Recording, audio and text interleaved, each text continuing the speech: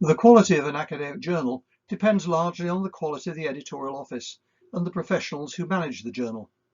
Although it's the authors who write the contributions and the editor who makes the publishing decisions, it's the editorial team that determines and puts into place the processes that bring out and improve the quality of the contributions. A key aim of the Society is to help editorial offices around the world achieve and maintain the highest possible professional editorial standards. It does this by providing resources and also by providing a competence framework for those in editorial positions in scholarly journals. You may be in an editorial office or be an academic employed by a university who's also the editor of a journal. For those of you who are authors rather than editorial professionals, you may find that this presentation gives you some insights into the essential work carried out by those to whom you submit your manuscripts. ISMTE has defined 3 levels through which editorial office professionals can progress. For each stage, the Standards Committee has described their typical activities that they'll undertake in peer review, ethical issues, editorial activities, and production. There are specific resources available to support development at each level. The framework enables professionals to assess the level at which they're currently working, whether there are areas in which they need to improve their competence, and what they need to achieve to move to the next level of professional development. We start at level 1, where we'd expect editorial staff to be involved in peer review, independently handling the day-to-day review process. Checking new and revised submissions, sending out reminders, using at least one of the electronic peer review systems, monitoring performance, for example the peer review process, and using standard reports and providing system and process support for authors, reviewers and editors. We would expect that staff will be aware of common ethical issues, for example plagiarism, simultaneous submission, problematic authorship, although they may need guidance from colleagues in handling specific cases. When in doubt, ask. Perform quality checks on accepted manuscripts before they go to the publisher, for example to ensure files are complete and confirm that artwork requirements have been met. Send accepted manuscripts to the publisher.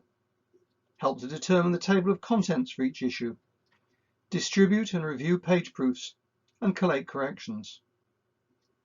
They may be responsible for ensuring all papers have the necessary copyright and permissions.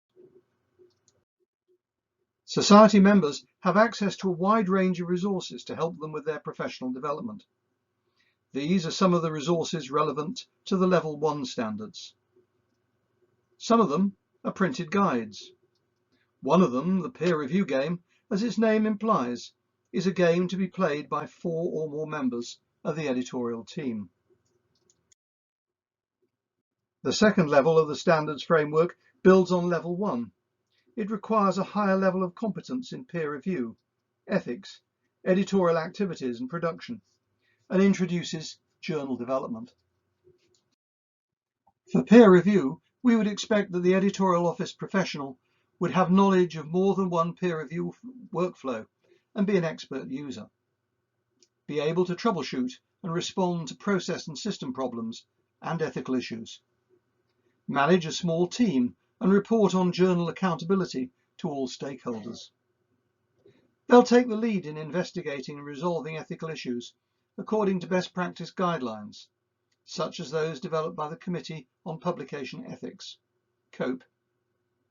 They may be responsible for assessing plagiarism checking software reports, such as Authenticate, Anti-Plagiat, CopyLeaks, and flagging any potential issues. They may also be answering copyright or permission queries, or assessing when extra permissions are necessary, such as for artwork that has been modified or adapted from other sources. They may copy-edit manuscripts before or after they're accepted. They may be responsible for day-to-day management of social media accounts. And at level 2, they will take a more central role in publication, tracking and reporting on publisher performance, taking responsibility for page budgets, and ensuring the quality of published content. The additional area of responsibility is journal development. The level 2 professional will be comfortable interacting with editorial boards and may attend board meetings and help to shape journal development. They'll assist with researching and implementing new initiatives. They'll be aware of trends in the wider publishing community and understand how these may affect their publications. And be involved in formal or informal commissioning of content. This may involve encouraging submissions from authors in a particular subject area, or identifying authors to be formally invited to submit. As with level 1, level 2 is supported with a number of resources, which are listed here.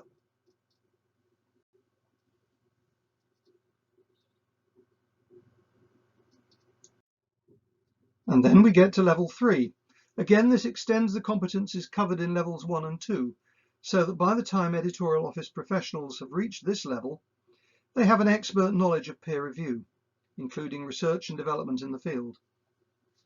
They can take responsibility for creating and improving processes using data-driven solutions. They'll be training and managing junior colleagues.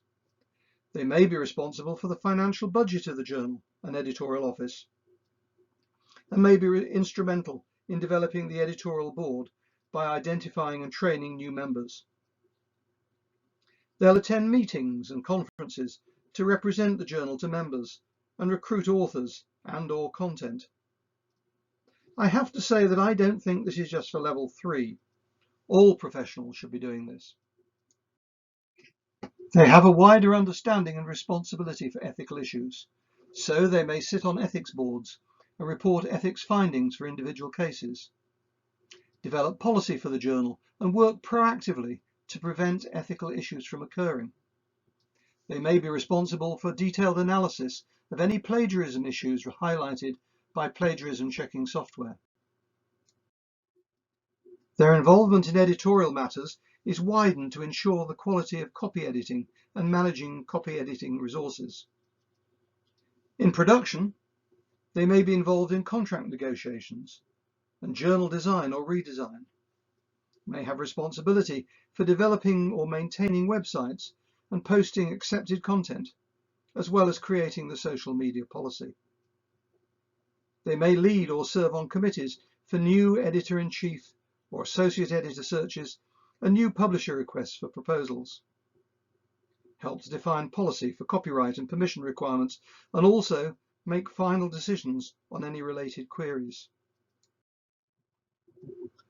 The largest step for the editorial professional is a greater responsibility for development and strategic planning, where they contribute to developing journal strategies and priorities for growth, including marketing. They're familiar with competitor titles in their subject areas, and they may have a significant role in commissioning content or work to establish new journals using journal data such as citations and downloads.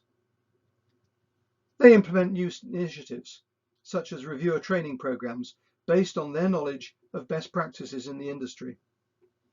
As expert editorial office professionals, they're active members of the wider publishing community and are prepared to assess and act on developments or technology that could improve their journals.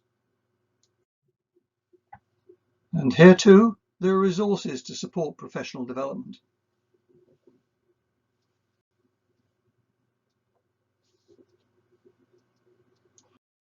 Finally, a reasonable question to ask is, with such a competent editorial office staff, what role is there for the editor-in-chief? The answer is that freed of the mechanics of running the journal, which these competent staff can do far better, the editor is released to concentrate on making informed decisions about which submissions to publish and to plan for the future of the journal. A competent editorial office makes for a very happy editor. Thank you for listening. If you have questions, you can always reach me through the Education and Self-Development Journal or by email at nickrushby@btinternet.com.